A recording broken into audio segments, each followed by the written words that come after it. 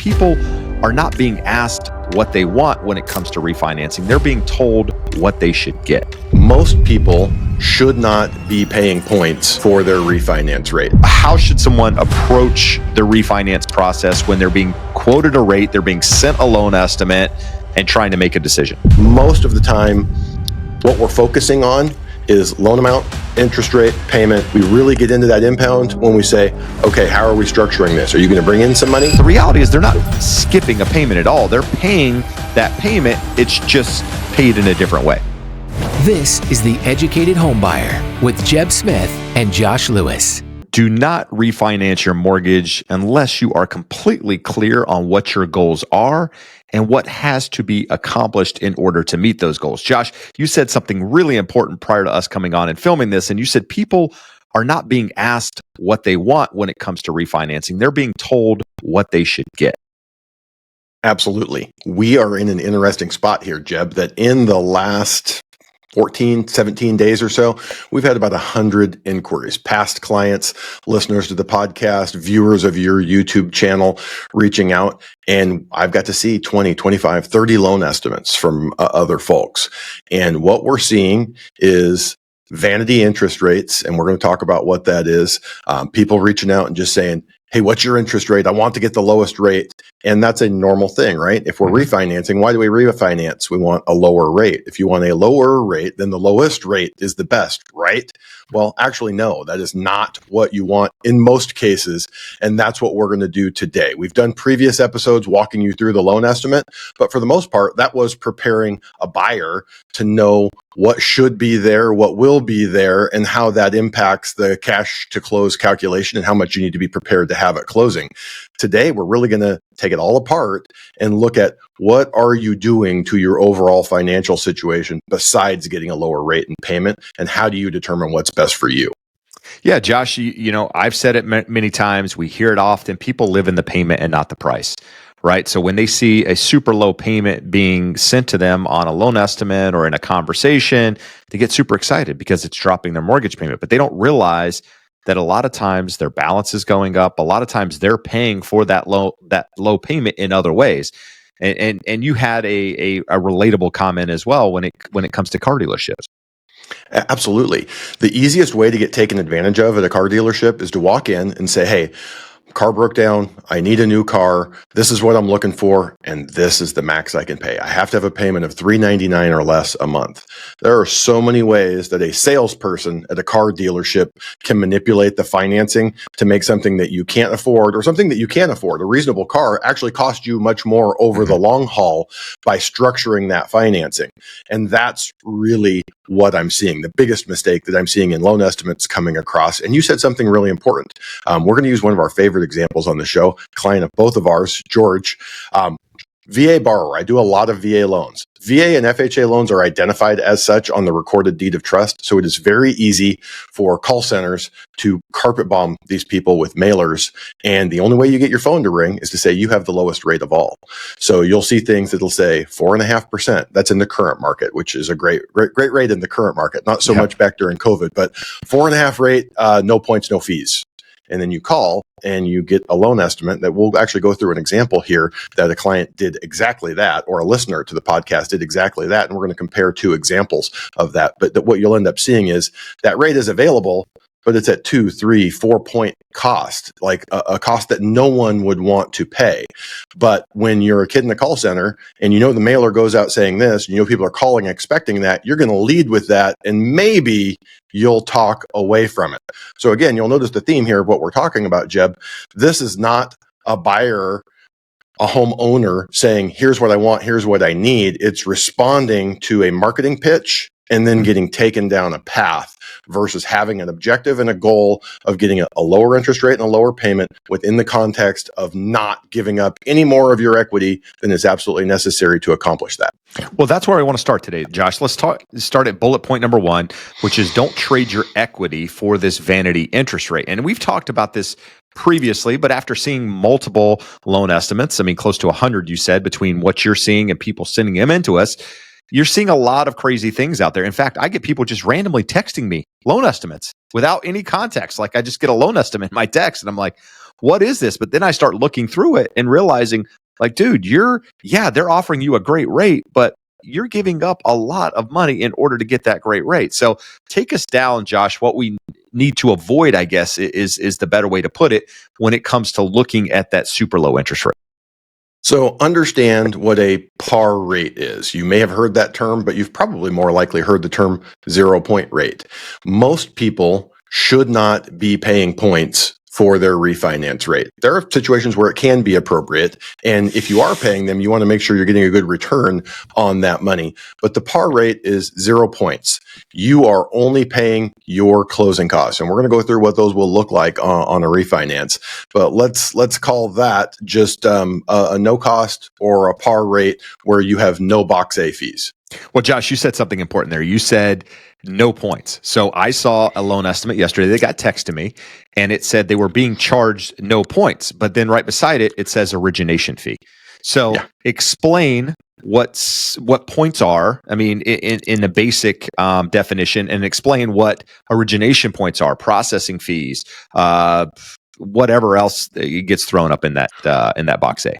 You just mentioned one of the biggest, let's go ahead and just call it a scheme that I see going around. Those companies that are putting out mailers primarily to VA and FHA buyers, telling them no point rate, 4.75, and they get a loan estimate and it's got a giant mortgage origination fee, loan origination fee.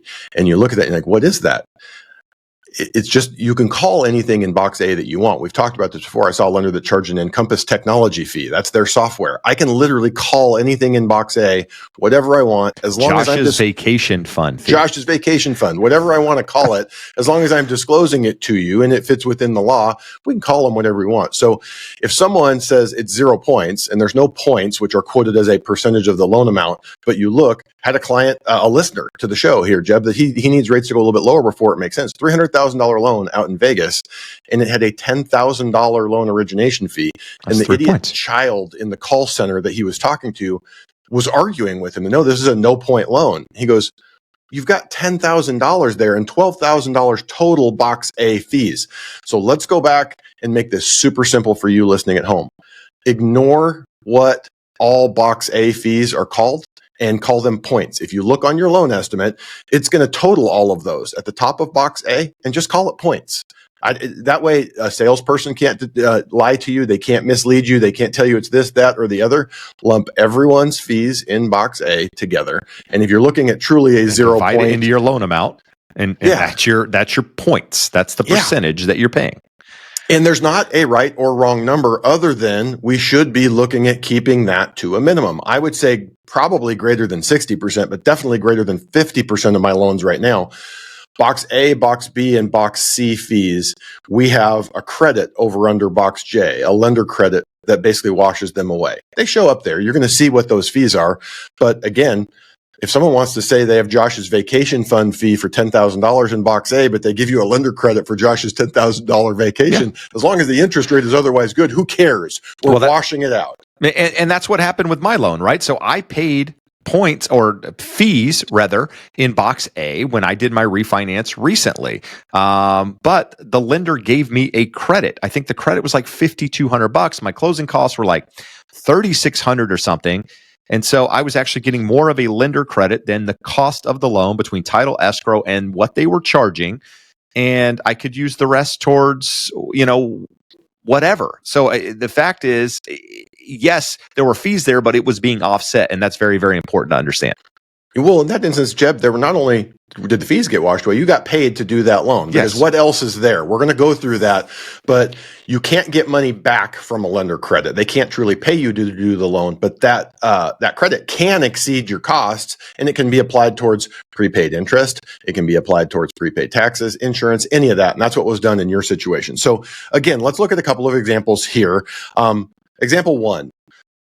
Even better than that $300,000 loan, $196,000 loan amount. They quote them a 5.99 interest rate. It's about where the rate should be. It's a smaller loan. Lender is probably going to have to charge a little bit more to make it worth their time on a $196,000 loan. $5,600 of box A fees. You're talking 2.5 points essentially in box A to get a 5.99 rate. And this borrower didn't have that bad of a rate to begin with. They were like 6.625. So you're looking at that and going, Is it good? Is it bad? It's just not worth it to give up $6,000 nearly of your equity, and they were going to be dropping their payment like $130, $140 a month. And you say, why? Why did the loan officer quote it this way? Because the par rate, the no cost rate, is probably 6 3/8, 6 3/4, and there's no incentive to refinance. So when you're a call center loan officer and you take leads that come in and you get better leads or more leads based off of your conversion rate, you're trying to convert this. You're not trying to advise that homeowner. You are trying to convert as many of the leads that are given to you on a daily basis. Now let's look at another example here. $619,000 loan amount, 5.125 interest rate. Like, I looked at that and I'm like, that's a spectacular rate. This has to be one of these examples where we're going to see 3 points in box A. And we looked down on it. It was $6,900 in box A. So a little bit more than 1%. And I looked at that and I'm like, I can't touch that. Do I think you should be paying a point right now? No. But if you did pay a point, it's probably the situation where I'd want to do it if I can get all the way down to 5.125%. And the reason here, Jeb, that they were willing to do this, it was a retention with the current lender that they were just making a very aggressive play to keep the loan. So I still think in that situation, I advised them, go back and ask what the 0 point rate is. What does my rate look like if you have nothing in box A? But that's the question. Am I getting a return on that money that makes it worthwhile? And we go back, Jeb, to the bigger question of, what do I think? What do you think? And most importantly, what does the homeowner think happens next with interest rates? If you have a $619,000 loan, doesn't take much to get enough of a lender credit to do that loan no cost, just like your loan.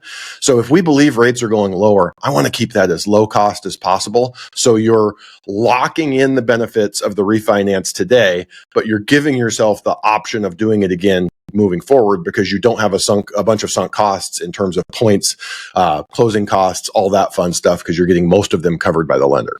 Now, so with that, Josh, should someone consider taking a higher rate so that they can actually get a lender credit? Is that an option for everyone out there, or is that only a select few? How does that play into someone's decision making? I'm super glad that you asked that. A lot of it is going to depend on where you are. I'm going to use a couple of examples. We have a listener in Idaho. Idaho's not a horrifically high closing cost state, but their title insurance is like 4 times what it would be if for the same loan here in California. So it takes, for a $300,000 loan in California, we're looking at roughly $3,000 of costs. They're at about $4,500 or $5,000. So when we look at it, to truly cover all of those, you end up bumping the rate excessively. So we're probably going to split the difference. We're going to get as good of a credit as we can to minimize those costs while still keeping the rate as good as we can. For a lot of our California buyers, a lot of other high-priced markets where you're looking at a $500,000, $600,000, $700,000, $800,000 loan, nearly all of those, especially in California where we have lower closing costs, are taking an 8th higher interest rate and getting a credit and just wiping that all away. Because what we're doing with that is leaving maybe $40 or $50 of payment savings on the table, but sparing ourselves $3,000 worth of closing costs. So if 6 months, 12 months, 18 months from now, rates drop another 0.5%, we can do it again. And they don't feel like they are leaving money on the table from not meeting that recoup period of paying their own closing costs. No, good stuff. So if someone's looking at a loan estimate, Josh, we've talked about box A. We've talked about how to read this. We've done a podcast on breaking that down, but let's go a little bit further here and just, loan estimate. What should they be paying attention to, right? So there's a box up in the right-hand corner that talks about the interest rate. A lot of times, what I've seen in the ones that are being sent to me is that box that asks if that rate has been locked. The answer is no, right? So they're being quoted something that isn't necessarily in stone at the moment, right? So you have to take that with some sort of, you got to take that with a grain of salt, right? When you're getting an estimate here, you're being quoted something, but it's not done as of now. And rates move, Josh, they move several times a day. And so until you get that loan locked in, there's no certainty with that rate. So how should someone approach the refinance process when they're being quoted a rate, they're being sent a loan estimate, and trying to make a decision? I'm sure it does happen where there's a little bit of a bait and switch there, because if it's not a locked loan estimate, they can tell you anything. Oh, that was 0 points yesterday. It's a 0.5 point today. We're not seeing big violent swings in the market like that. But until it's locked, until it's on a locked loan estimate, if someone sends you this loan estimate, and I'm like you, almost all the ones I'm seeing are floating because they're not sure. They don't know what they want to do. They're talking to someone. They're like, let me see the numbers before I can decide. So you just want to make sure. I asked a gentleman yesterday, this actually happened to be a purchase, but the builder's lender had given them a loan estimate. I looked at it and I go, this is fantastic. So if you're going in to sign your contract today, now that you are going to be under contract, they have to give you an official loan estimate. The terms are good, but there's a couple things that are goofy and don't match up here. And they're saying, well, we don't really know the final terms. As soon as they have your contract, now they're going to give you an accurate loan estimate. Same thing here. As soon as you tell the person, hey, I'm moving ahead and here's my loan application and you're sending me a locked loan estimate, you should go back and compare the initial loan estimate to that locked loan estimate. Nothing in there should really change except for potentially box A, and it shouldn't change much, or they should have given you a heads up. Hey, rates are better, it's going to be better, or rates got a little bit worse, it's going to be a little bit worse. It shouldn't just be a shock that you're getting numbers that are different than what you initially talked about. Yeah, now let's take it a step further. You mentioned something yesterday that people aren't getting an advisor. They're just getting a kid in a call center. They're just getting, quote unquote, a loan officer, somebody that's not truly taking them through the process. And the example that we talked about was because of the time of the year. If you do an impound account where you take your taxes and your insurance and it's paid with your mortgage every month, that's called an impound account, escrow account, however you want to phrase it. This time of the year requires 8-9 months in some cases of impounds in order to establish that account. And that's because of how taxes are paid out. Now, depending on when you close in the year, you pay less into that account, sometimes as little as a couple of months, 2 to 3 months at sometimes, as high as 9-10 months in some cases. And so in the example you mentioned yesterday, these people had an escrow account, an impound account with their current lender that had an already established amount that was going to pay their taxes in November. $12,000 in November. And in order for them to refinance, it was going to cost them about $18,000 because of prepaids, because of the time of year closing, establishing this account, all of this certain stuff. So take us through that example, Josh, what somebody has to consider in that example. Yep. So we talk about closing costs varying around the country. Some places have taxes, and we'll go through that. But when you're talking about property taxes, everywhere handles a little bit differently. Some places they're paid quarterly. Some places they're paid twice a year, like California. Some places like Texas, they're paid once a year and they're due in December. So for these clients, if we close their refinance next month in 30 days, it's October. They'll skip their November payment. First payment is in December. So in December, we have to have enough in there to pay their entire 12 months of property taxes. That's why their current impound balance is so high. Now, they're going to get a refund of that, but for a lot of people, bringing in $12,000 at closing, $15,000, $18,000 can be a hardship. So now we got to look at it. Does it make sense for their loan type? They were not able to just add it into the loan amount because it's an FHA. FHA has a maximum loan calculation. You couldn't add it into the loan if you wanted to. But some loan types, VA, conventional, as long as we're not getting cash back, as long as we meet the savings requirements for the net tangible benefit, you can just add them into your loan amount. And if you add them into your loan amount, $18,000, if it's roughly $6 per thousand, it's $108 of savings gone away. Now, granted, they're going to skip a payment that was in their situation $5,000. They're going to get a refund of their current impound account of $12,000. So they'll have that $17,000, but they're losing over $100 of payment benefit. And these are conversations that most of the loan officers that are talking to clients and then the clients talk to me, they're like, they never walked through that. They never explained that. So in that situation, we may end up not doing their loan till November or December and hoping that rates hold out. Because as you said, now the taxes get paid out in December from the current impound. They're going to have a much smaller refund when we close the loan, but they're also only going to bring in like 2 or 3 months at closing to establish the new impound. So those are things that we have to look at. And that's something, Jeb, here that I have here in our notes. One of the loan estimates, I have a client that we're handling the loan for in New Jersey. She sent over loan estimate from a random lender they had found and their current lender. Current lender did it accurately. Everything included in there, including the prepaids. Well, when I look at the numbers from the other lender, so the one that had no impounds said, hey, you're going to bring in $4,200 at closing. Same loan amount, same interest rate, and essentially the same closing costs, but they say, hey, you're going to bring in $4,200 cash at closing. The other one that had accurate impounds in there said $9,000 at closing. Now, for these guys, they have the money and they don't want to add anything to their loan amount. They're totally okay with that. They realize they're going to miss a payment. They're going to get that refund. But don't you think you want to know, am I going to write a check for $4,000? Am I going to write a check for $9,000? For most people, that is really important to know. If you don't have $9,000 and you want to have your taxes and insurance impounded, it's pretty important that the lender is quoting that to you. Now, step back, Jeb, I will say that it is important that most of the time, what we're focusing on is loan amount, interest rate, payment, and closing costs, because that's what it's costing you to do this loan. We really get into that impound when we say, okay, how are we structuring this? Are you going to bring in some money? Or are you going to get some money? Or are you going to add it into your loan amount?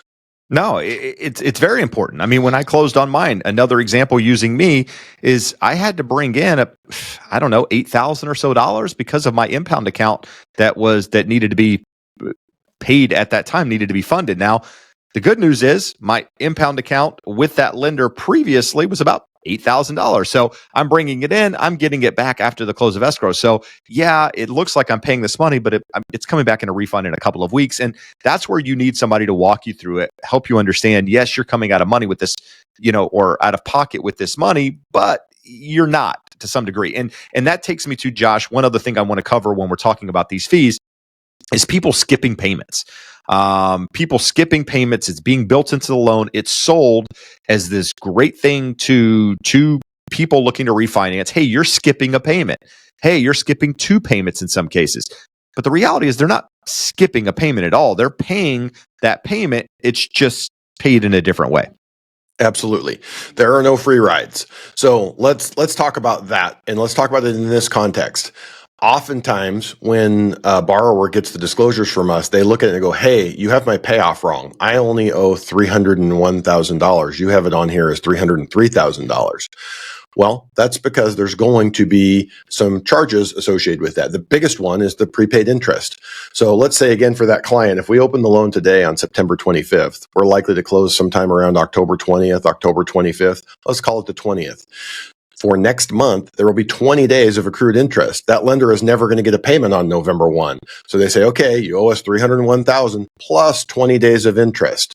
The new lender isn't going to want a partial payment on November 1 either. That's how you're skipping that payment. So they get paid 10 days of prepaid interest. So the interest still gets paid. The only thing you're skipping is that month's principal payment, because no one cares about principal. They just care about getting the interest on their investment. So your payoff demand is going to include a number of days of prepaid interest. So 10 to 25 days is most common. If you want to skip 2 payments, it's going to have 45, 55 days of prepaid interest on there. So it's just getting added into your loan, which can be a valid decision as long as you understand it and know what you're doing. And again, a mortgage advisor is walking you through this. I have 2 clients right now with fairly large loans that are doing the skip 2 payments. And we're having to be really cognizant of the timing because we got to get this thing closed before October 15th when that payment is late and they get a late fee. It's not late for the credit report, but late for a late fee. So as long as you know it and you're doing it strategically, great.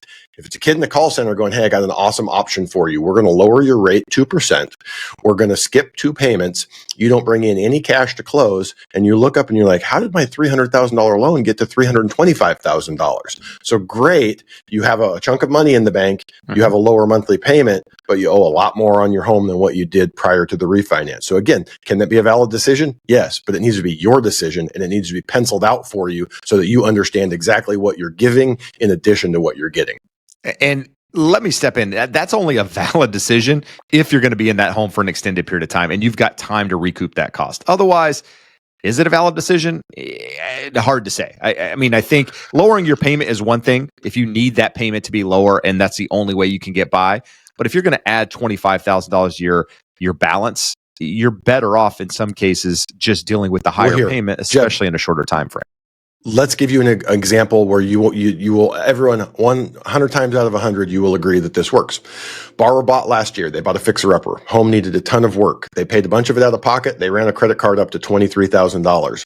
All of that work, the home is probably worth $200,000 more than they paid for it, and they put $50,000, $60,000, $70,000 into it. But got a big credit card because they overspent above and beyond what they thought their budget was for doing the repairs. House is bitching. But in their situation, if we do a cash out loan, rates are awful. They're not even getting a better rate. So this is a little unknown thing.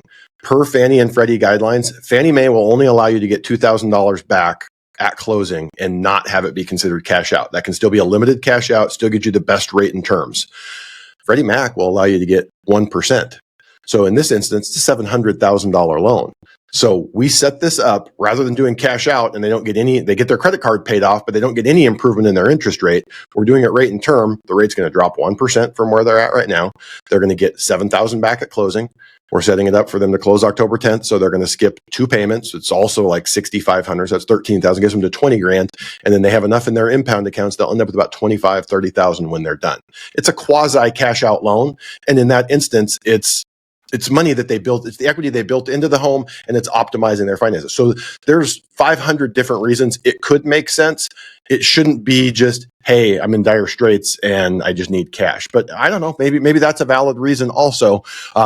If we can improve your payment, get you a lower interest rate, and improve your cash flow situation, and you need it, can also be a valid decision. But I think the big theme that everyone should be listening here is, it's you. It's your decision. It needs to be clear to you and someone to advise you and guide you. How do you meet your financial objectives through this refinance? Yeah. And if you're watching this and you're going through the process of refinancing, you're in it, you haven't started, wherever you are, you want a second opinion, reach out using that link in the description of this video. Happy to have that conversation with our team here. Josh can walk you through the process and see if it makes sense. Josh, we said prior to coming on, 100 or so estimates you've seen, 50 or so, 30 of those, whatever, have come from people online sending, wanting a second opinion. And about half of them, it's good. You're saying, hey, move forward. The other half, there's something there that can be done. A rate can be improved. Fees could be less. There's something that they're not getting that they should be. So just make sure you're getting a good deal. And the way you can do that is by having, a professional to talk to. So if we can help, we would love that opportunity. Absolutely. And I say not just second opinions. If you don't know where to start, we are happy to start the conversation this way. We're going to grab your mortgage statement. We're going to have a conversation. What are you looking to do? Okay, we're just lowering rate and term. We're going to stay with the same loan. You're hoping to eliminate or reduce mortgage insurance. You want impounds and you don't want to bring in any cash at closing. Okay, cool. Now we can dial that in. And when you see the numbers, we may revise it. We may change it. We may tweak it. But it needs to be a conversation and an advisor type role and not a salesperson telling you, look at this wonderful thing I can do for you, which is really stripping of you of your equity. No, and I think it's important if you're going through this process, you understand what you're getting. That's the most important piece, right? We started the conversation by saying people are not being asked what they want.